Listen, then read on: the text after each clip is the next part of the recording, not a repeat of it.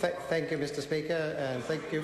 I'll take a short call on this bill, and in doing that, add my voice to those of Mr. Macleay, who acknowledged the work of the officials, and I did agree with Mr. Macleay that the committee worked very well indeed, and I would include the work of our chair, who chairs that committee in an excellent fashion as well.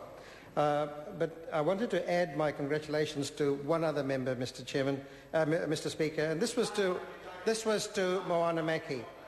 I really do believe that Moana Maki, my colleague, is the leading light in this House when it comes to housing matters. And she really is the leading light in this House in the demonstration of her understanding of housing and understanding of the needs of tenants. And she had, Mr. Speaker, has consistently advocated for tenants and for the 30% of New Zealanders who actually live in rented accommodation, particularly bringing the voices of those earning modest sums of money and earning under less than $50,000. And I wanted to congratulate her work throughout all of the stages of this bill, and her advocacy, her clarity of her thought and her consistency was something to behold. And if I was the Minister, I'd be very worried and watch very carefully how this member develops in terms of her advocacy for housing. Now, the other point I wanted to make, Mr. Speaker, is to simply acknowledge that this side of the House, the Labour Party, does support the bill. It is one that its birth comes from this particular side of the House. And it does modernise and bring into the 21st century the 1986 Act and makes a number of very important and valuable contributions.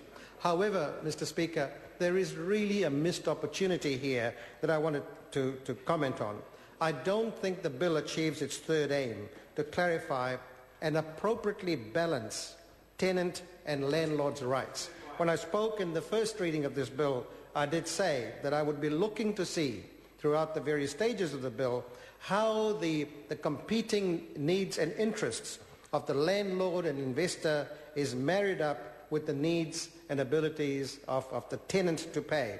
And so throughout this process that I participated in this bill, Mr. Speaker, I've been trying to see if that balance is right. And at times it has been very elusive. We haven't been able to see where the balance is in some of the matters. And indeed, they are very well reflected, Mr. Speaker, in the SOPs that this side of the House raised. And I think those SOPs were very, very important, and it's a shame that the government were not driven to sort of see the merits of those particular SOPs. When it comes to cleansing orders, what was the harm in giving to tenants a very easy way of understanding whether or not that particular house had a cleansing order? Why was it necessary for this bill to place the onus on the tenant to go to LIM and get a LIM report to find that out? So that balance is missing.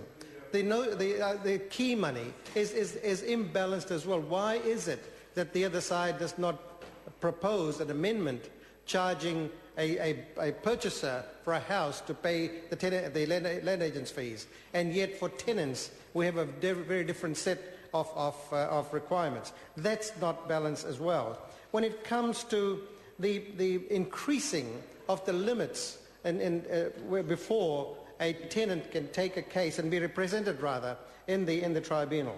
Now that is a lack of balance, and we don't see that. And indeed, we can go through, Mr. Speaker, and identify a number of those.